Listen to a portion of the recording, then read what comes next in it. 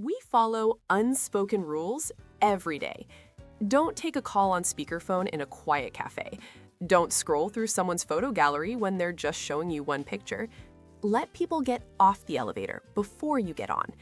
These are the silent rules of social etiquette, the quiet agreements that keep society running smoothly. They're about respect, personal space, and basic decorum. But this idea of a silenced rule goes much, much deeper than that. It can be a tool for order, a weapon, or a method of oppression. In a courtroom, for instance, silence is a formal rule.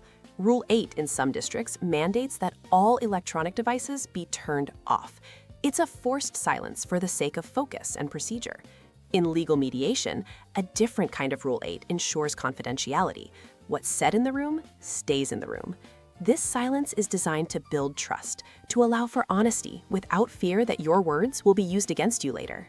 Here, silence is a tool for resolution, but the meaning of silence changes dramatically when it's attached to the barrel of a gun. The debate over firearm silencers is a perfect example. Proponents argue they're a matter of health, hearing protection for sport shooters and hunters. They point out that in some European countries like Finland, they're common and used to reduce noise pollution. But opponents see a grave public safety risk. They point to the 2019 Virginia Beach shooting, where the attacker used a silencer. Survivors reported that the muffled shots made it difficult to even realize what was happening, delaying the response.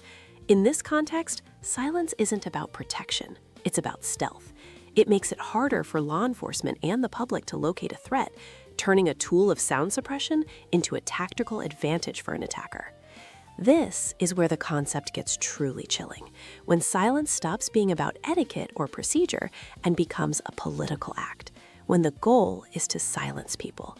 In Georgia, a judge recently had to rule that county election boards must certify results, stating that failing to do so would effectively silence the voters.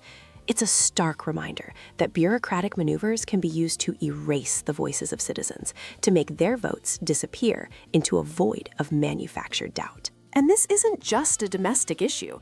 Look at Turkey, where the government withdrew from the Istanbul Convention, a landmark international treaty designed specifically to protect women from violence.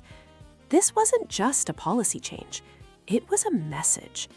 It was the systemic silencing of women's rights. When activists take to the streets to protest, they are detained. Their voices, demanding basic protection, are suppressed.